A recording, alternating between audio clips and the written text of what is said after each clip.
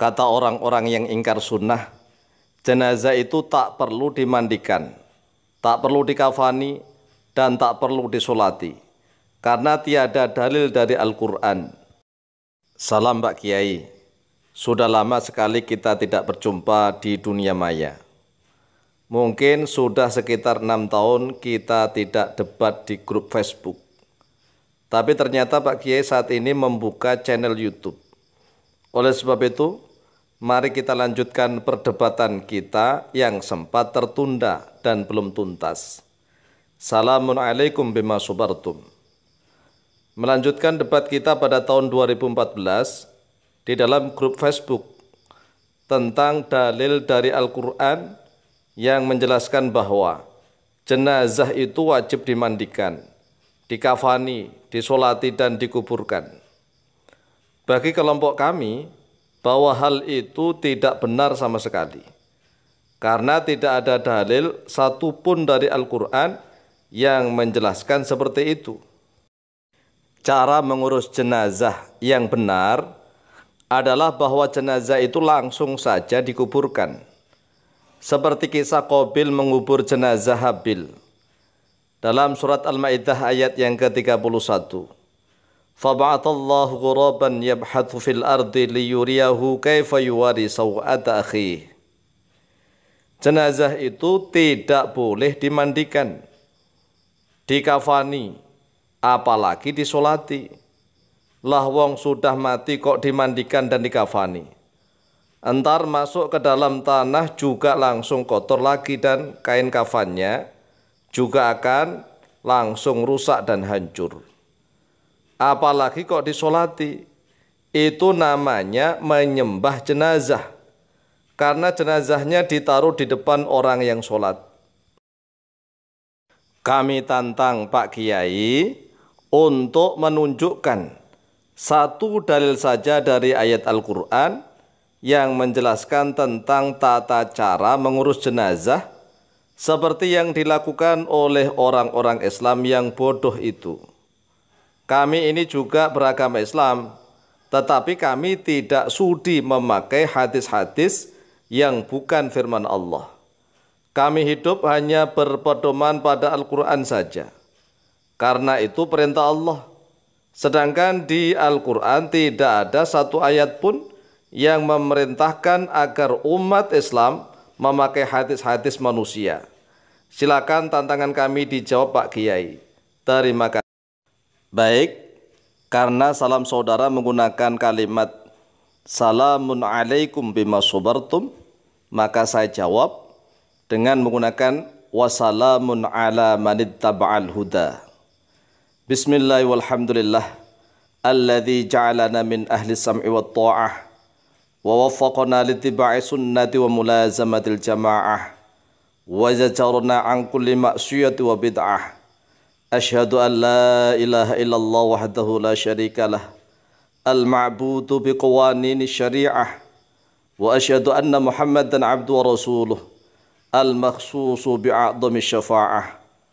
Allahumma salli wa sallim wa barik ala sayyidina wa maulana Muhammad ibn Abdillah wa ala alihi wa sahbihi wa mawalah wa la hawla wa la quwata illa billah amma ba'd. Faqad qala Allah azza wa jal A'udhu billahi minasyaitanir rajim. Ya ayyuhalladzina amanu ati'u Allah wa ati'ur rasul wa ulil amri minkum. Fa in tanaza'tum fi syai'in farudduhu ila Allah war rasul in kuntum tu'minuna billahi wal yawmil akhir. Dzalika khairu wa ahsanu ta'wila. Wa qala Allah jalla dzikruhu Wadhkurna ma yutla fi buyutikunna min ayatillahi wal hikmah. Innallaha kana latifan khabira. Al-hikmatu fi hadhil ayah hiya sunnatu Rasulillah sallallahu alaihi wasallam. Saudaraku kaum muslimin wal muslimat dan saudaraku yang mengaku Islam tetapi tidak mau menggunakan hadis-hadisnya Rasulullah sallallahu alaihi wasallam. Ketahuilah bahwa di dalam surat An-Nisa ayat yang ke-59 redaksinya ya ayyuhalladzina amanu atii'ullaha wahai orang-orang yang beriman, taatlah kalian kepada Allah. Dan Allah maha hidup selama-lamanya. Wa ati'ur rasulah, dan taatlah oleh kalian kepada Rasul. Sedangkan Rasulullah SAW telah wafat meninggalkan kita. Lalu bagaimana cara kita taat kepada Rasulullah? Apakah harus menggunakan Quran saja begitu? Bagi antum memang selama ini taat kepada Rasulullah itu ya diartikan hanya menggunakan Al-Quran. Padahal tidak begitu. Karena lafaz yang pertama atiullah itu Al-Quranul Karim. Yang kedua wa atiur rasulah, berarti menggunakan sunnah-sunnahnya Rasulullah. Kemudian yang ketiga wa ulil amri minkum, tanpa menggunakan lafaz wa ati'u, dan kepada yang mengurusi urusan di antara kalian.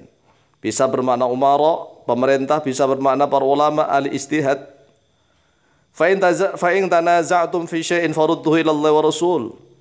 Lalu jika kalian berselisih pendapat di dalam sesuatu, maka kembalikanlah kepada Allah dan kepada Rasulullah. Artinya kembalikan kepada Al-Quran dan kepada sunnah-sunnahnya Rasulullah. Kalau kita mengembalikan kepada Rasulullah sedangkan Rasulullah sudah wafat, bagaimana caranya? Ya caranya mengembalikan masalah itu kepada Al-Quranul Karim, ilallah itu Al-Quran, wa Rasuli, dan kepada hadis-hadis, sunnah-sunnahnya Rasulullah yang sahih. In kuntum tu'minuna billahi wal yawmil akhir. Jika ada oleh kalian, yaitu beriman kepada Allah dan hari akhir. Dzalika khairu wa ahsanu ta'wila. Itulah yang lebih baik dan yang lebih bagus ta'wilan, berupa ta'wilnya. Kemudian di dalam surat Al-Ahzab ayat yang ke-34. Qala Allah jalla dzikruh wadhkurna ma yusla fi buyutikunna. Dan ingatlah oleh engkau wahai para istri-istri Nabi.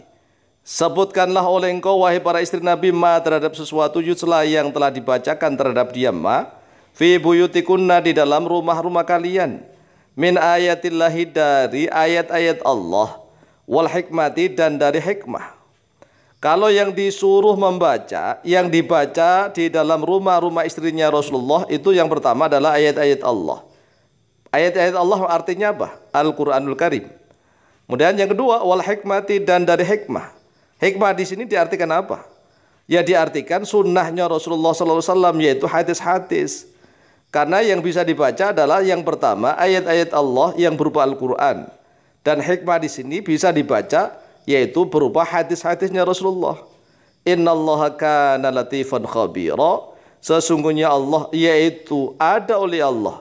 Latifan yaitu maha lembut, khabiran lagi yang memberikan kabar. Jadi jelas perintah menggunakan hadis-hadisnya Rasulullah itu dalam Al-Quranul Karim.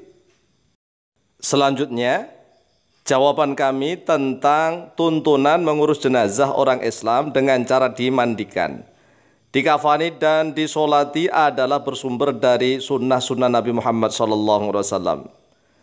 Jika saudara mengaku Islam, tetapi saudara tidak sudi mengamalkan sunnah-sunnah beliau, maka jelas saudara termasuk orang-orang munafik yang sangat fasik. Jika orang munafik seperti saudara ini mati, meninggal dunia, maka kami sebagai orang Islam ahli sunnah wal jamaah dilarang untuk memandikan, mengkafani, dan mensolati jenazah saudara. Dalilnya ada di dalam Al-Quran surat At-Taubah ayat yang ke-83. Qala Allah azza wa jalla a'udzu billahi minasyaitonir rajim. Wa la tusalli ala ahadin minhum mata abadu wa la taqum ala qabrih. Wa la tusalli, dan janganlah salat oleh engkau Muhammad dan termasuk kita-kita, jangan salat ala ahadin, atas salah seorang minhum, dari mereka orang-orang munafik yang fasik, mata yang telah mati abadan di dalam selama-lamanya. Wa la taqum, dan janganlah berdiri oleh engkau ala qabrihi, atas kuburannya orang-orang yang fasik, yang munafik.